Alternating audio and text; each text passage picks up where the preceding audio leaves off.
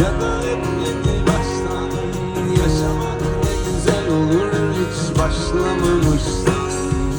Geriye ne kalırdı yaşananları atsan, seni bir daha yaşamak isterim aslında.